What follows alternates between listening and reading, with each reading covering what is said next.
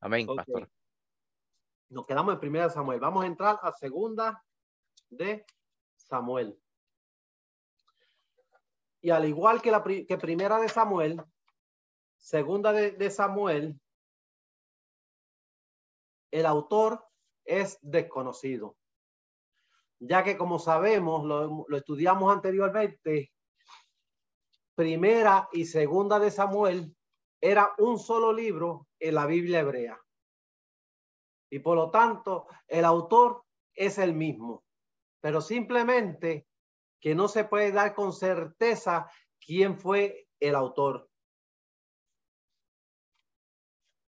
Dice que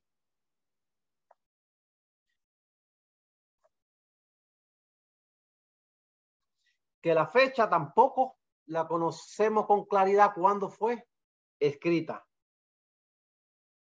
O sea, Primera y Segunda de Samuel, el autor es desconocido, la fecha en que se escribió fue desconocida. Versículo clave de Segunda de Samuel. Es Segunda Samuel 5:5. Dice, en Hebrón reinó sobre Judá 7 años y 6 meses. En Jerusalén reinó 33 años sobre todo Israel y Judá. Ese es el verso clave. El propósito y el tema de Segunda de Samuel.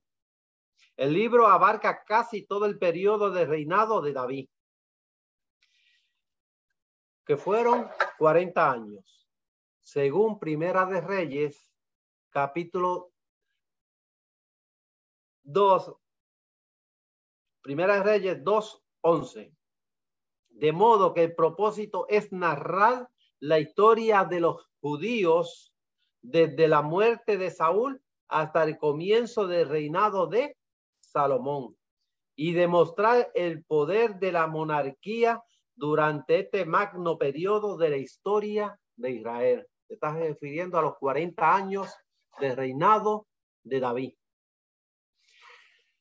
David no siempre obedeció a Dios, pero fue un caudillo mucho más consecuente que Saúl. O sea, a David se le llamó conforme al corazón de Dios, pero sin embargo, David no siempre obedeció a Dios. Hubo momentos en que David falló. La única diferencia entre David y Saúl fue que las veces que David le falló a Dios, David lo reconoció, lo aceptó y se humilló. En cambio, Saúl en ningún momento reconocía que él fallaba, sino que justificaba las acciones que él hacía. Pero sin embargo, David se humillaba. Dice, sus años juveniles como pastor lo dotaron de un cuerpo recio y le enseñaron la sabiduría que se aprende de la naturaleza a campo raso. Dice, asombró a todos al matar a Goliat. David era un hombre que no era experimentado en la guerra. Él era un pastor de ovejas. Él llegó a aquel momento donde se estaba librando aquella batalla por un mandado que le envió su padre para sus hermanos. Pero cuando él llegó a ese lugar o a esa escena, se topó con que había un hombre, lo que él llamó incircunciso, que estaba humillando al pueblo de Dios. Por cuanto el pueblo de Dios tenía miedo y no se atrevía a enfrentar a Goliat, por cuanto Goliat era mucho más grande que todos los que componían el ejército de Israel. De tal manera que aún el propio rey Saúl le tenía miedo a Goliat y ninguno salía a la batalla. Pero sin embargo, cuando llega David, un muchacho que simplemente era pastor de ovejas, no estaba experimentado en el campo de batalla, pero sí había sido experimentado en el campo con el rocío y había adquirido ciertas habilidades de tal manera que dice que si un oso venía a agarrar una de sus ovejitas, él se le tiraba encima y lo mataba. Y cuando vio ese oso gigante amenazando las ovejas del redil de Jehová, pues entonces él actuó de la misma manera. Se lanzó simplemente con una honda y unas piedrecitas. ¿Y cuáles fueron las palabras que él utilizó? Tú vienes contra mí con espada y jabalina, mas yo voy contra ti en el nombre de Jehová. O sea, él no dijo yo voy con lanza, yo no voy con espada, yo no voy con refuerzo, sino voy en el nombre de Jehová. David sabía que Jehová era quien le iba a dar aquella victoria. Y por eso David en ese momento sorprendió al ejército de Israel y sorprendió al rey Saúl.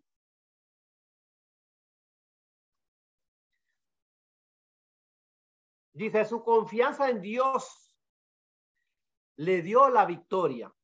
Más adelante habría de obtener mayores triunfos en lo militar. Su toma de Jerusalén fue un momento cumbre en la historia judía, pues dicha ciudad iba a ser el gran centro religioso de Israel. Su agudo sentido religioso se ilustra con el traslado del arca a Jerusalén. Y eso lo encontramos en el capítulo 6, verso 1 al 23. Dice, con su deseo de edificar casa para Dios, o sea, con su deseo de edificar un templo a Dios. Pero Dios no se lo permitió edificar a él. Dice, su temperamento artístico manifiesto en la música y la poesía. Le ganaba el cariño de los amantes de la belleza y su paralela capacidad de sentimiento se revela en su dolor por la muerte de Saúl y Jonatán y su hijo Absalón. Pero su pecado con Betsabé ilustra la trágica verdad de que hasta el más bueno y mejor dotado de los hombres puede ceder a la tentación. Hay que admirar la valentía del profeta Natán al denunciar el pecado en la cara del pecador. Eso lo encontramos en el capítulo 11, verso 1 y capítulo 12 al 14. Obsérvese también los trágicos resultados y la derivación del pecado de David. Vemos que David, siendo conforme al corazón de Dios, cedió a la tentación. Pero cuando el profeta Natán le denuncia su pecado, David se humilló. Pero eso no lo libró de las consecuencias de haber pecado. O sea, tuvo sus consecuencias, que no vamos a entrar en detalle porque nos tomaría mucho tiempo y eso es por encimita que vamos. Ok, terminamos con Segunda de Samuel y entramos a Primera de Reyes. El autor de Primera de Reyes es desconocido, pero la tradición judía dice que Jeremías escribió Primera y Segunda de Reyes. O sea, el autor es desconocido.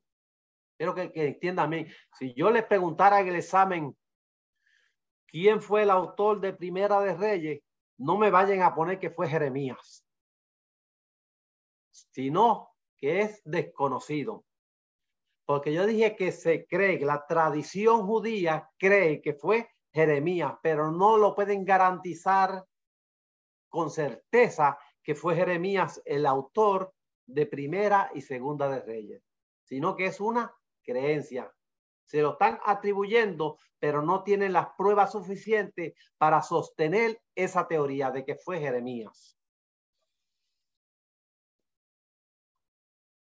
Dice, en épocas recientes algunos eruditos han apoyado esa tesis. O sea, hay algunos eruditos que piensan que sí fue Jeremías. Dice, es interesante que Segunda de Reyes 24:18, 25:30 tienen gran semejanza con Jeremías 52. Pero hay suficientes incógnitas en este punto de vista respecto a la paternidad para hacerlo improbable.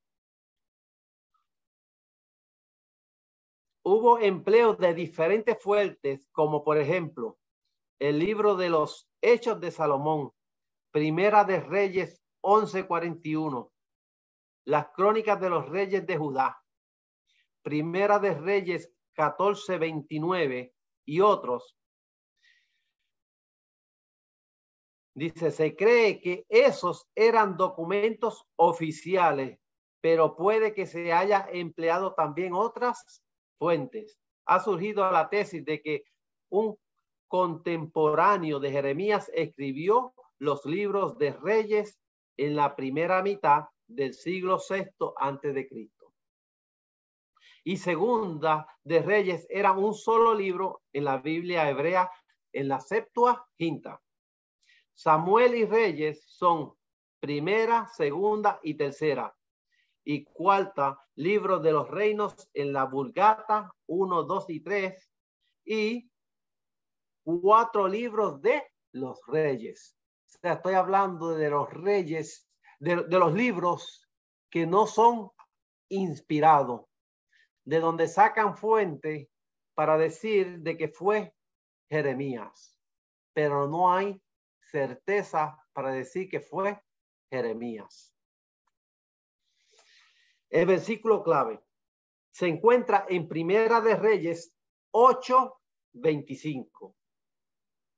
Dice, ahora pues Jehová Dios de Israel, cumple a tu siervo David, mi padre, lo que le prometiste diciendo, no te faltará varón delante de mí que se siente en el trono de Israel, con tal que tus hijos guarden mi camino y anden delante de mí, como tú has andado delante de mí.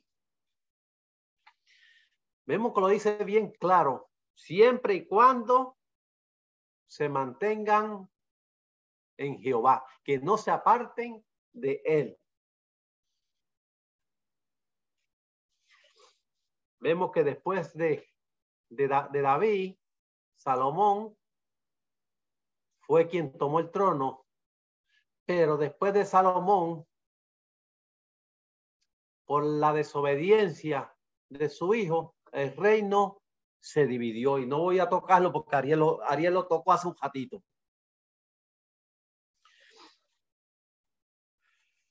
El propósito, porque el propósito de Primera de Reyes es narrar la historia de Israel desde la muerte de David hasta la de Acab y mostrar que la mayoría de los reyes le volvieron la espalda a Dios a pesar del pacto.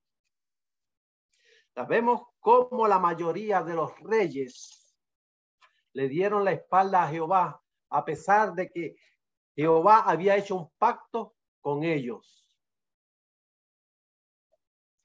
Dice, la mayoría de los reyes fueron malos, como Jeroboam. Unos pocos fueron buenos, como David, Asa, Ezequías, Josías. Pero aún estos tuvieron, como David, sus defectos. O sea, vemos los poquitos reyes que fueron buenos e hicieron lo bueno delante de Jehová. Pero a pesar de que hicieron lo bueno delante de Jehová, tuvieron sus defectos. Y Ariel estaba hablando de un sinnúmero de reyes que habían pasado durante un periodo, ¿verdad que sí? Pero mira que poquitos hicieron lo bueno delante de Jehová. Dice la palabra con que David se despide de Salomón, expresa cómo debe ser el gobierno justo. Primera de Reyes 2:1. Dice, Primera de Reyes narra la grandeza de Salomón, su gobierno como rey, la división de sus reinos en el norte y el del sur. El norte con Israel y el del sur, Judá. Ariel lo tocó ahorita. Dice, hasta los reinados de Acab en el norte y Josafat en el sur, aparece en escena Elías. O sea, cuando reina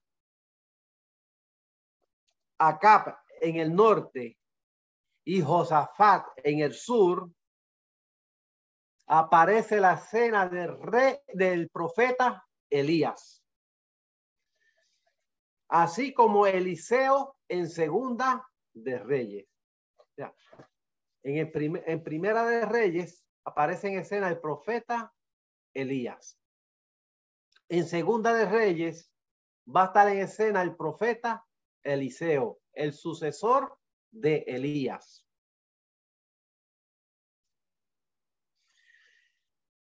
Entramos a Segunda de Reyes. Dije que el autor era desconocido. Se cree que se escribió durante los años 560 al 534 antes de Cristo. Durante ese periodo se cree que se pudo haber escrito este segundo libro de Reyes.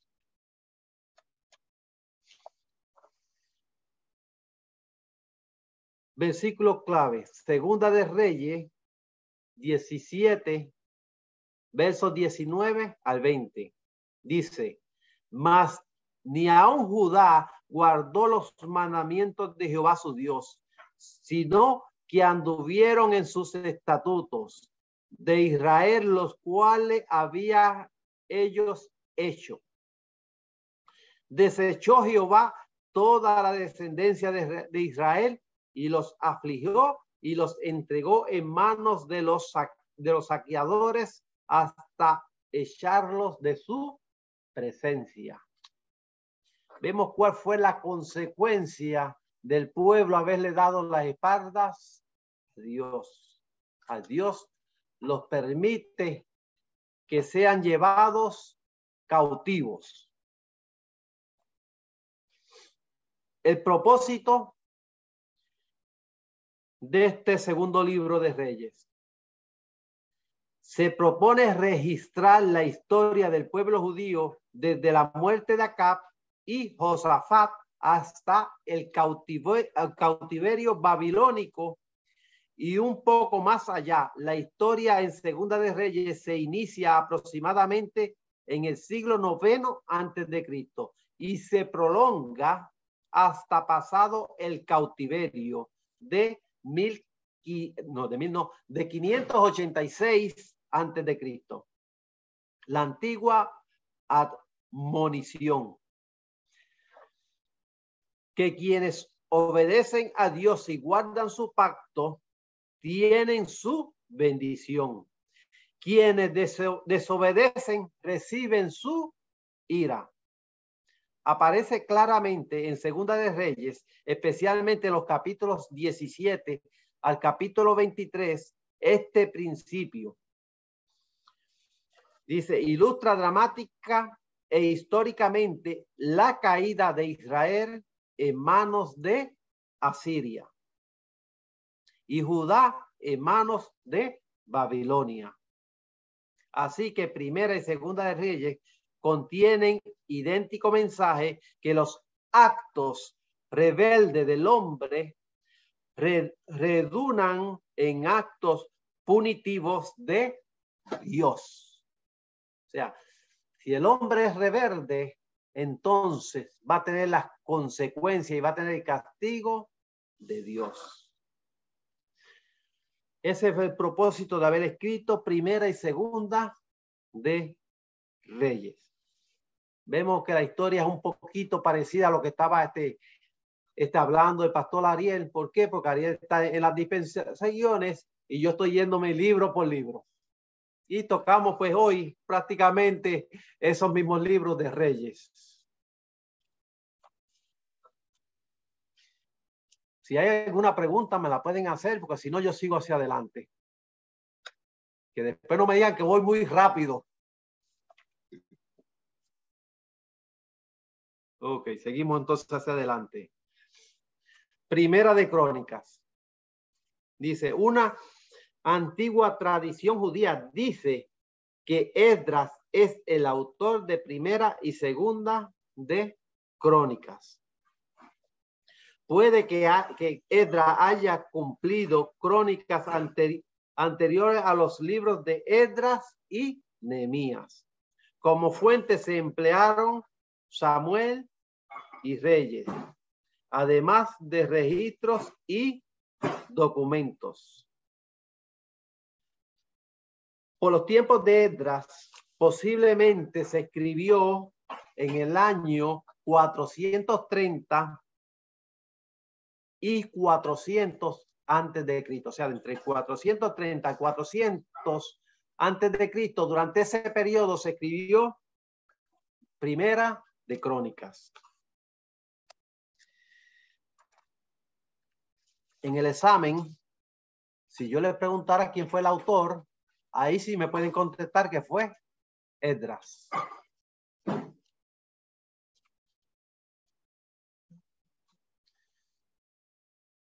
Primera de Crónicas 28, 29 al 10. Ese es el versículo clave. Dice, y tú, Salomón, hijo mío, reconoce al Dios de tu padre y sírvele con corazón perfecto y con ánimo voluntario, porque Jehová escudriña los corazones de todos y entiende todo íntimo de los pensamientos. Si tú le buscares, lo hallaréis, mas si lo dejares, él te desechará para siempre. Mira pues ahora que Jehová te ha elegido para que edifiques casa para el santuario, esfuérzate y hazla. El propósito. Dice que las crónicas abarcan el mismo periodo histórico general que Samuel y Reyes. Desde los primeros reyes hebreos hasta pasado el cautiverio babilónico, pero desde un punto de vista muy diferente. Los libros de los reyes tienen un timbre de voz de profeta. Nótese las prolijas referencias a Elías y Eliseo, mientras que las crónicas tienen un espíritu más sacerdotal. O sea, el estilo de las crónicas es un estilo sacerdotal, mientras que Reyes y Samuel era un estilo profético.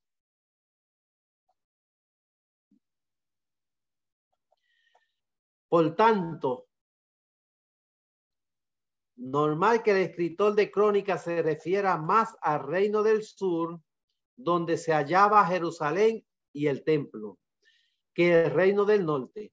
Las crónicas son pues una historia de la dinastía davídica, con especial referencia al templo, los sacerdotes y el culto. O sea, se cree que por tal razón Crónicas se basó más al reino del sur, o sea, a Judá, por cuanto en Judá era que estaba el templo. Segunda de Crónicas se escribió entre el año 430 al año 400 antes de Cristo, durante ese periodo, y lo escribió Esdras, o sea, el mismo autor que escribió Primera de Crónicas, escribió Segunda de Crónicas. Y el versículo es Segunda de Crónicas 5:1. Dice, acabada toda la obra que hizo Salomón para la casa de Jehová, metió Salomón las cosas que David su padre había dedicado y puso la plata y el oro y todos los utensilios, los tesoros de la casa de Dios. Y también los principales sacerdotes y el pueblo aumentaron la iniquidad, siendo todas las abominaciones de las naciones y contaminando la casa de Jehová, la cual él había santificado en Jerusalén. Esos son los versos claves. Ya vemos cómo se dedica a la casa, pero vemos también cómo el pueblo le da la espalda a Dios. Primera de Crónicas cuenta sobre el reinado de David y su ilusión de edificar el templo. Segunda de Crónicas cuenta la edificación del templo por Salomón y también la apostasía del pueblo judío y su negligencia respecto al culto en el templo. Y con eso terminamos Segunda de Crónicas. Y entramos al libro de Esdras.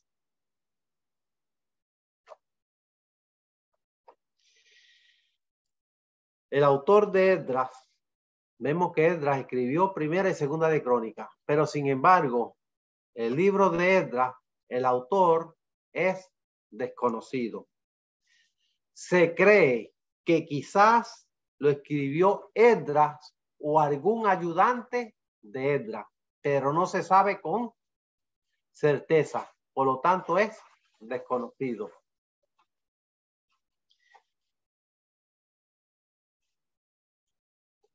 Esdras era sacerdote, escriba, fue el autor o cumplidor.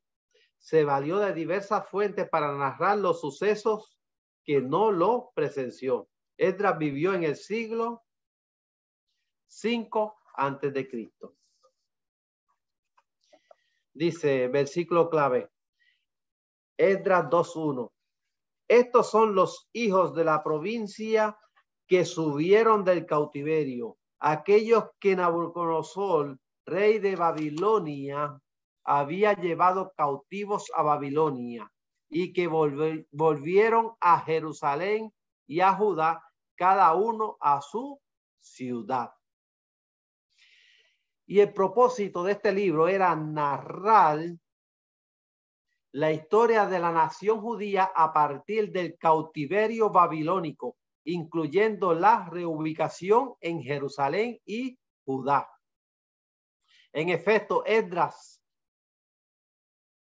nos da casi todos los detalles con que contamos respecto a los judíos procedentes del cautiverio babilónico bajo Ciro, hasta la entrada de Esdras en Jerusalén.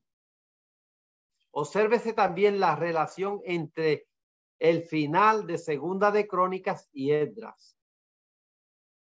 El libro está escrito desde el punto de vista religioso y considera a los judíos como un reino de sacerdotes y nación santa que ha de andar bajo la esplendorosa luz de la ley. Hay dos regresos del cautiverio. O sea, cuando el pueblo salió del cautiverio, no se fueron de una sola vez. Se fueron en dos grupos, regresaron a Israel.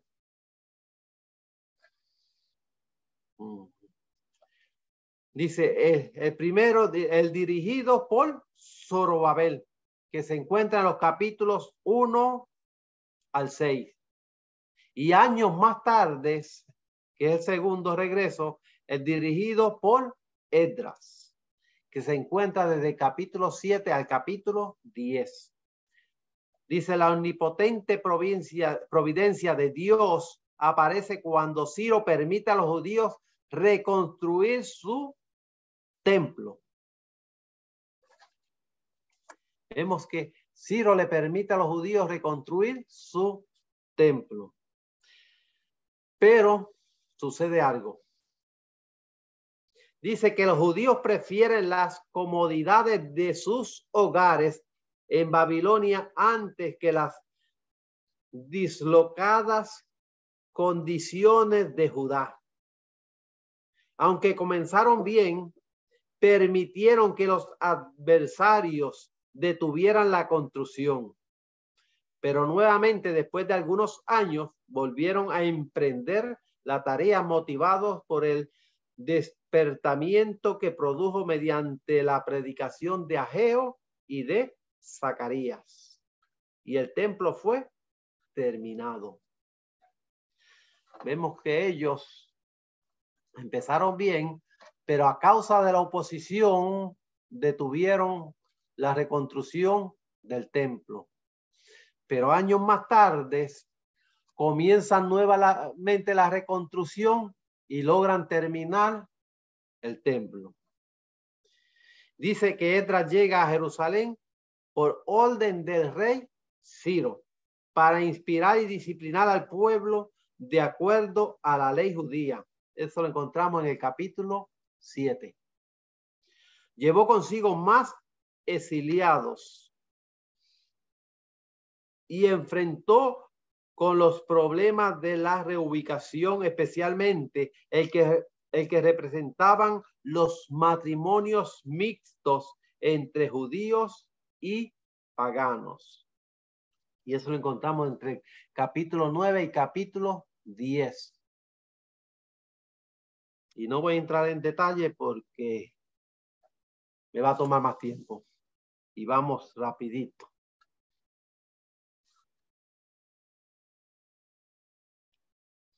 Nehemías. ¿Quién fue el autor de Nehemías? Pues este sí lo escribió Nehemías. Y Nehemías significa Jehová consuela. Es laico que gobernó a Judá unos 12 años. Dice en el verso clave, edifiquemos pues el muro, y toda muralla fue terminada hasta la mitad de su altura, porque el pueblo tuvo ánimo para trabajar. El libro narra la belleza histórica del vivo interés por Nehemías y tema por el pueblo que habitaba en Jerusalén, por la ciudad misma. Dicho interés se expresaba mediante las plegarias por la reconstrucción de los muros de la ciudad y despecho de la fuerte oposición. Nehemías como gobernador de Jerusalén y Esdras como sacerdote de la ciudad instituyeron reformas entre el pueblo que inspiraron un despertamiento espiritual. El mensaje del libro lo hallamos en el logro de una meta mediante la oración y la tenacidad frente a la fluctuación. Vemos que tuvieron opositores para que no se construyeran los muros de Jerusalén. Pero vemos cómo estos hombres que Dios había puesto al frente usaron la astucia para que se pudiese seguir construyendo esos muros. Y vemos que mientras ellos reconstruían el muro, con una mano tenían la espada por si venía el enemigo, poderlos enfrentar. Vemos que tuvieron una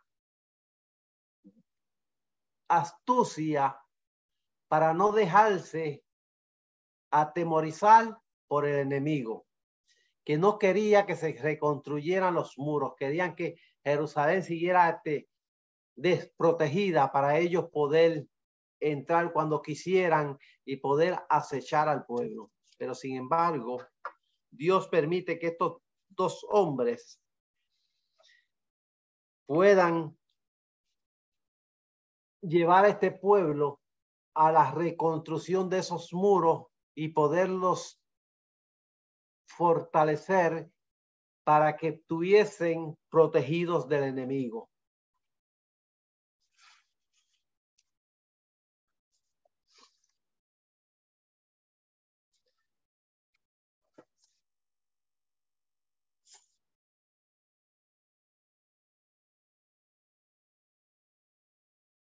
¿Alguna pregunta? Porque ya el tiempo se me está yendo.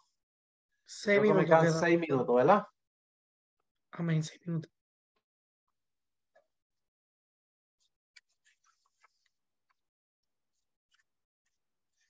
Ok, pues en estos 6 minutos voy a entrar al último libro de esta sesión, que es el libro de Esther. Y ya la semana que viene entonces entramos a los libros poéticos. Dice, el autor de Esther es desconocido. No se sabe con certeza quién escribió el libro de Esther. Se ha sugerido que fue Mardoqueo, pero no se le atribuye. Fecha. Dice que fue después de muerto Asuero. Que eso fue durante el año 465 antes de Cristo. Versículo clave es Esther 4:14. Dice, pues si callas abundantemente en este tiempo, respiro y liberación vendrá de alguna otra parte, pero para los judíos, mas tú y la casa de tu padre perecerás.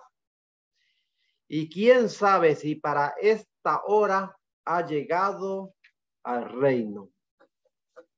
Esas fueron las palabras de Marcodeo a Esther. El propósito del libro.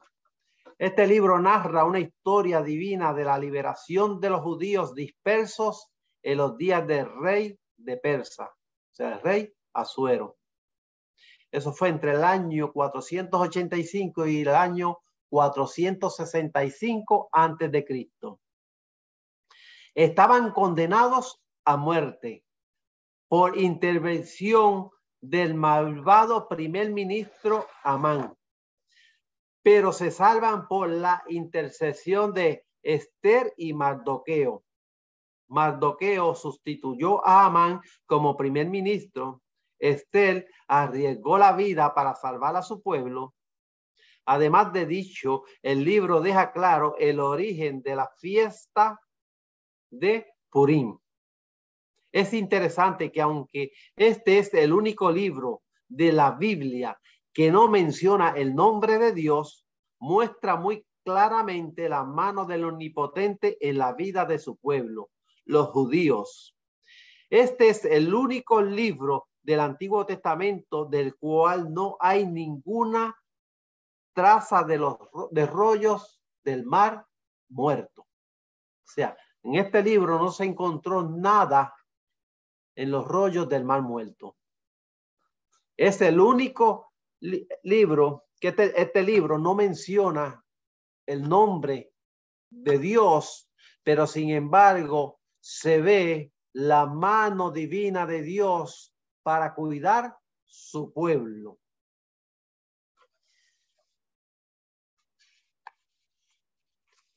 Y con esto terminamos, ya que el libro de Esther pues, es un libro más corto y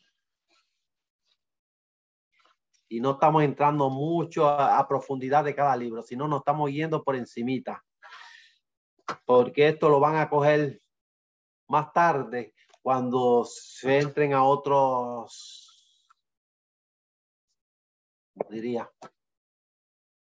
otras clases que se va a profundizar más lo que es el detalle de cada libro. Ahora es una introducción, por eso es que estamos yéndonos por encimita. Solamente estoy tocando uno o dos versículos para mostrar qué es el carácter del libro, qué es lo que el libro nos quiere mostrar, pero sin ir a detalles. Así que el detalle lo pueden ir buscando ustedes mientras escudriñan las escrituras. Esto nos sirve simplemente como una ventanita abierta para que nosotros exploremos más a profundo. Porque si fueran a profundizar, yo creo que nos echaríamos los 3 años solamente en 2 o 3 libritos. Y aparentemente ya lo que me quedan son unas cuantas semanitas para terminar esta introducción a la Biblia. Y por eso estamos yéndonos más rapidito. Ok, ¿alguna pregunta sobre estos libros?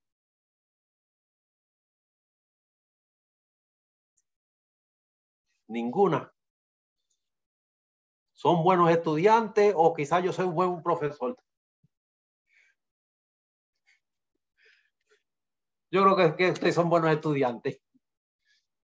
Pero demuéstremelo en el próximo examen. Bueno, yo les voy a enviar las 2 preguntitas. Las tenemos aquí. ¿O